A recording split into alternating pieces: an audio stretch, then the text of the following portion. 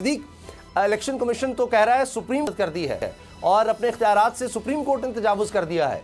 यहां तक बात पहुंच गई है। अब बिल्कुल इस पर तो हम बात करेंगे, लेकिन सबसे पहले उसामा गाजी साहब, क्योंकि आपने जिस तरह से अरशद शरीफ साहब का जिक्र किया, मैं एक चीज़ की निशानदेही ज़रूर करना चाहूँगा कि हुकूमत जो कि इस वक्त लगता है कि सोलतकार बनी हुई है कातलों की, आलाकार बनी हुई है कातलों की, और लगता है कि इन्हें कातलों से बड़ी हमदर्दी है, तो इन्होंने एक वारदात इन्होंने शुरू की है, और वो ये है कि जो सरकारी FIR दर्ज की गई है उसके इन्होंने ट्रायल शुरू कर दिया है। और ट्रायल शुरू करके और इन्होंने जो अली उस्मान साहब हैं, जो अरशद शरीफ साहब के बहुत करीबी दोस्त, साथी, भाई, उनके टीम मेंबर, उनको और अरशद शरीफ साहब की अहलिया को जो है वो नोटिस जारी कर दिए।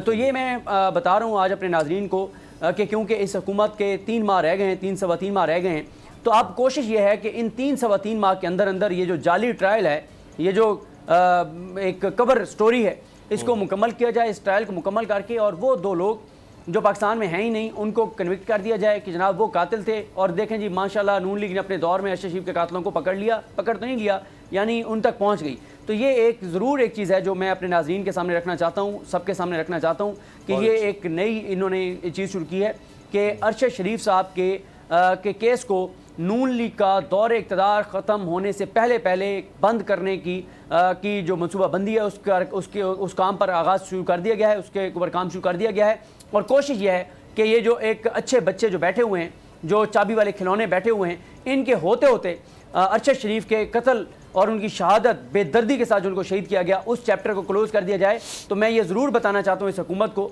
और ये जिस तरह से ये सारा ड्रामा कर रहे हैं अरशद शरीफ साहब को, अगर एक लम्हे के लिए मैं बात करूं कि हम भूल भी जाएं, खुदा ना खास्ता अल्लाह ना करे कि वक्त आए कि हम अरशद साहब को भूल जाएं, पाकिस्तान के लोग अरशद शरीफ साहब को नहीं भूलने लगे। आज भी हम जहां जाते हैं लोग ज़ारो कतार रोने लग जाते हैं। कितने लोग मिलते हैं जो दिखाते हैं कि हमारे मोबाइल के प्रोफाइल पर, हमारे जो स्क्रीन के ऊपर तस्वीर अरशद शरीफ साहब की लगी हुई है। कितने लोग रोज़ाना, सैकड़ों लोग उनकी कब्र पर जाते हैं, हज़ारों लोग रोज़ाना उनके लिए ट्वीट्स करते हैं।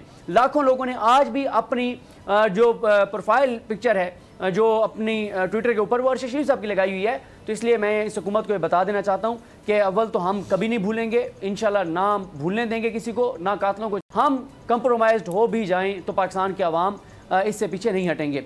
अब जो आपने बात की इलेक्शन कमीशन की, देखें इलेक्शन कमीशन जो है वो बिल्कुल, अब उनकी जो ज़बान उन्होंने इस्तेमाल किया अपने रिव्यू में। अच्छा, रिव्यू के वाले से भी मैं आपको बता दूँ, उसामा गाजी साहब के आई थिंक 20 अप्रैल की तारीख थी, वो मुझे पहले याद नहीं रहा, वरना मैं कहता टीम को कि हम वो निकालें।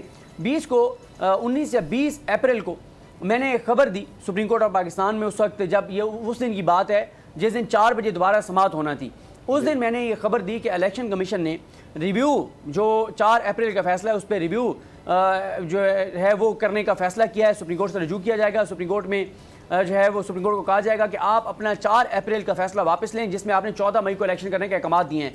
लेकिन उस दिन हुआ क्या, इलेक्शन कमीशन ने जैसे ये बोल पर खबर चली और उसके बाद एक और चैनल पर चली, 2 चैनलों पर खबर चलने के बाद इलेक्शन कमीशन ने तरदीद कर दी, ट्वीट कर दिया कि जनाब ऐसी तो कोई बात नहीं है, ये गलत खबर है, फेक खबर है। लेकिन आज आपने देखा इन्होंने रिव्यू दायर कर दिया है, और इसका मकसद ये था, डिसाइडेड पहले से था, यहाँ तक लाने का मकसद ये था क्योंकि कल 4 तारीख है, 4 आखिरी दिन था, 1 महीने का वक्त होता है रिव्यू दायर करने के लिए। अब मकसद सिर्फ ये था कि ताकि टाइम ज़्यादा से ज़्यादा गुजर जाए, और हम अब 3 तारीख को ये अदालत को बता रहे हैं कि आपका तो दायरा अख्तियार नहीं था, आप इलेक्शन की तारीख नहीं दे सकते थे, आप दूसरे इदारों में मुदाखलत कर रहे हैं, आप गैर आईनी काम कर रहे हैं, आप गैर कानूनी काम कर रहे हैं, आपने 14 मई की इलेक्शन की तारीख देकर बहुत गलत किया। और हमने, यानी इलेक्शन कमीशन ने, जो पहले खुद कहते थे कि हमने इलेक्शन की तारीख हम नहीं दे सकते, वो कहते हैं हमने 30 अप्रैल को जो 8 अक्टूबर किया वो बिल्कुल ज़बरदस्त किया है, ग्राउंड रियलिटीज़ को देख के किया है, इदारों की रिपोर्ट्स को देख के किया है। लेकिन सुप्रीम कोर्ट ने ग्राउंड रियलिटीज़ को देख के फैसला नहीं किया, तो लिहाजा सुप्रीम कोर्ट अपने फैसले को वापस ले। तो अब इलेक्शन कमीशन जो है, जो कि मुसलसल ये नज़र आ रहा है